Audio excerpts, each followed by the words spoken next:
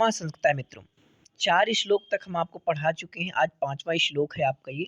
अगर उस तरह रखेंगे तो आपको कुछ कक्षा 11 में बता दिया गया है, तो ये 45 नंबर का श्लोक है, अपनी किताब खोल लीजिए, एक-एक शब्द का अर्थ समझना है। आप वहाँ लिखेंगे कैसे ये भी मैं आपको बताऊँगा, आपको दिक्कत नहीं लेना है।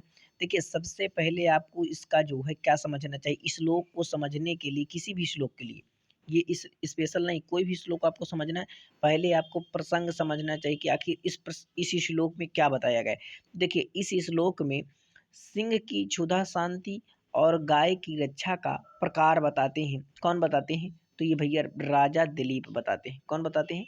राजा दिलीप, ठीक है। राजा दिलीप कहते हैं भैया, क्या कहते हैं कि हे सिंह आप हमको खा लो, लेकिन इस गाय को क्या करो, इस गाय को छोड़ दो। तो ये पहले आप क्या करेंगे, वहाँ पर आपको लिख देना है, संदर्भ लिख देंगे, ठीक है। इतना समझ गए। पहले क्या लिखना है, मैं आधे अक्षर में लिख रहा हूँ, देखिए यहाँ पर आपको संदर्भ लिख देना है।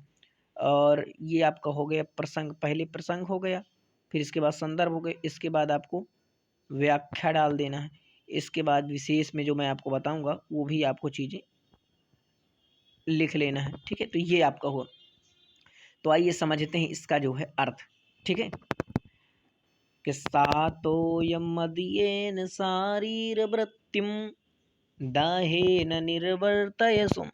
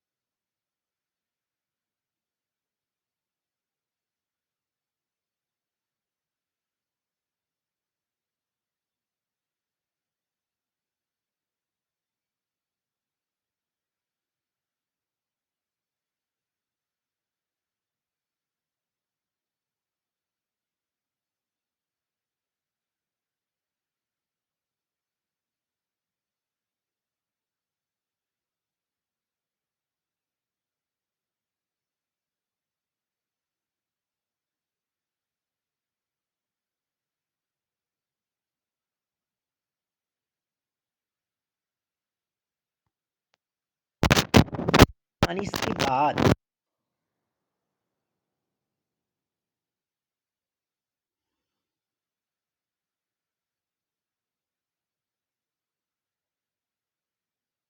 पहले वाला श्लोक हमने बताया, अब ये श्लोक समझे। अथ यानी इसके बाद, किसके बाद, जब वो राजा बोल चुकता है। आप पहले वाले श्लोक को ध्यान दीजिए, क्या मैं बताया हूँ, ध्यानपूर्वक अगर समझेंगे तो आपको तुरंत समझ में आ जाएगा। वो कहता है, राजा क्या कहता है कि भाई तुम मेरे शरीर से तुम अपनी भूख को मिटा लो, लेकिन इस गाय को छोड़ दो। ये आपने वहां पढ़ा था पहले, इसकी पहले वाले श्लोक में। ठीक है, ये आपको ध्यान रखना पड़ेगा, तभी चीजें समझ में। अथ यानी इसके बाद, अंधकार यानी जो अंधकार है, कहाँ अंधकार है, तो गिरी गए हराणाम। तो भैया इसका मतलब क्या होता है, गिरी यानी पर्वत। ठीक है, तो पर्वत की गिरी यानी पर्वत की, गए हराणाम यानी पर्वत की गुफाओं में जो अंधकार था। अब पर्वत की ये गुफा है, ये पर्वत की कोई गुफा है, तो यहाँ भाई बीच में क्या होगा, जब सूर्य का प्रकाश नहीं जा रहा है तो यहाँ क्या होगा, यहाँ अंधकार होगा। तो ये जो है अथ इसके बाद, अंधकार को, कहाँ अंधकार है, तो गिर यानी पर्वत की गुफाओं पर अंधकार है। तो पर्वत की गुफाओं के अंधकार को काहे से हटाता है, तो यह सिंह जो है दृष्ट यानी दांतों, दृष्टा, मयूखे यानी मयूख माने होता है किरड़ी, तो दाढ़ों के, अपनी दांतों के। अब देखिए मजबूत दांत इसलिए कहेंगे क्योंकि सिंह के जो दांत होते हैं भैया, देखिए किसी व्यक्ति को किस प्रकार खा जाता है, तो इसलिए हम कह देंगे कि मजबूत दांतों से, मयूख माने किरणों, मयूख का मतलब क्या होता है, किरणों, तो अपने मजबूत दांतों से और किरणों के साथ उस अंधकार को क्या करता है, शकलानि कुर्वन। शकलानि का मतलब क्या हुआ, तो शकलानि, शकलानि का मतलब उसका खंडन करते हुए, वो जो है कौन, तो जो है सिंह। गुफाओं का अंधकार दांतों की, दांतों की, मयूख मान दांतों की किरणों से छिन्न भिन्न करता हुआ, उसका जो है खंडन करता हुआ यह सिंह जो है, ठीक है, सिंह जो है, भूयः, भूयः का मतलब होता है पुनः, सह से यानी, सह से किसका बोध होता है, तो उस राजा से। राजा कौन है, तो राजा दिलीप से, किससे, राजा दिलीप से, भूतेश्वर पार्श्ववर्ती। देखिए ये भूतेश्वर पार्श्ववर्ती जो है किसके लिए कहा गया है, ये कहा गया है आपके, किसके लिए, ये कहा गया है आपके सिंह के लिए। भूतेश्वर पार्श्ववर्ती यानी जो है, ये जो है भूतेश्वर, भूत किसके हैं, तो भूतेश्वर यानी महादेव, ये भूतेश्वर किसे कहा गया, तो भूतेश्वरस्य शिवस्य। ठीक है, तो जैसे जो भूत गण होते हैं ये शंकर जी के पास रहने वाले अनुच, तो वही है ये भूतेश्वर पार्श्ववर्ती। ठीक है, तो ये जो है महादेव का क्या है, पार्श्ववर्ती यानी पास में रहने वाला, पार्श्ववर्ती। ये जो है भगवान शंकर का, महादेव का कौन है, नौकर है, कौन, ये सिंह। ठीक है, तो ये जो है क्या किया, किंचिद द्विहस्यार्थपतिम वभासई, वहां से माने बोला, अर्थपतिम यानी राजा से। राजा कौन है, तो राजा दिलीप से, राजा दिलीप से, भूयः माने पुनः, सह माने वह, सिंह जो है, वह सिंह जो है भूतेश्वर पार्श्ववर्ती शंकर जी का नौकर, शंकर जी के पास का रहने वाला, किंचित यानी कुछ, दुहस यानी हंस कर, थोड़ा हंस कर, अर्थपतिम यानी उस राजा से, प्रभा से माने बोला।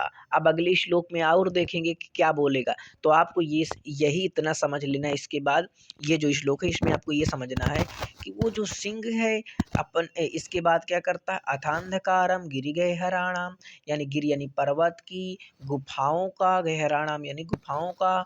ठीक है, तो पर्वत की गुफाओं का अंधकार को, दृष्टाम, तो दृष्टा यानी दांतों की, मयूख यानी किरणों से उसका टुकड़न करते हुए, छिन्न भिन्न करता हुआ, भूयः माने पुनः, वह भूतेश्वर पार्श्ववर्ती, वह शंकर जी का नौकर, किंचित यानी कुछ, दुहस्य यानी हंसकर, अर्थपति यानी राजा से, बभा से माने बोला। ये चीज आपको लिख देना है और वहां पर आप लिख देंगे, संदर्भ लिख देंगे।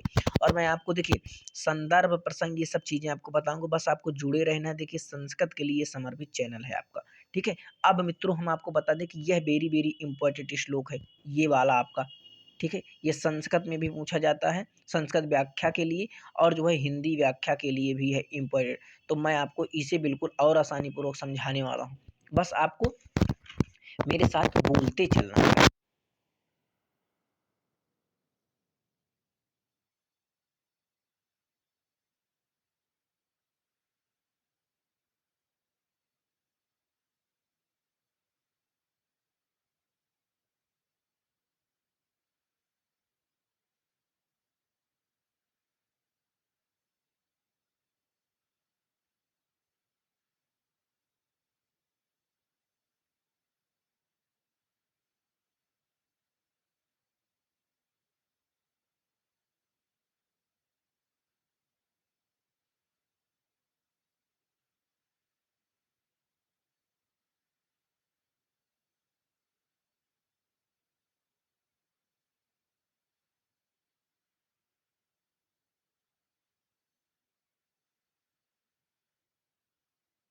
बताने का अर्थ अलग-अलग होता है। अगर मैं आपको देखिए यहाँ से बताता हूँ कि मैं माने मैं, तुम माने तुम, मुझको, मैं माने मुझको, जो है तुम माने तुम, राजा दिलीप को कह रहे हैं प्रतिभास यानी प्रतीत हो रहे हो। क्या प्रतीत हो रहे हो? विचार मूढ़ा यानी विचार से सुन, विचार से तुम मुझे पागल महसूस हो रहे हो भाई। तो देखिए इस प्रकार से नहीं, मैं आपको ये समझाता हूँ कि आप थोड़ा आसानी पूर्वक, कि भाई यहाँ से कहाँ नहीं लिए, अभी यहाँ से क्यों नहीं लिए, तो अभी आप सब समझा दूंगा। यहाँ से समझिए आप, एकात पत्रम जगतः प्रभुत्तम, वो सिंह कहता है, किससे कहता है? राजा दिलीप से, कि भैया एक, अरे यार तुम एकात पत्र यानी जो है, एकात पत्र का मतलब क्या हुआ? एक यानी एक जो है राज्य के तुम राजा हो, जगता यानी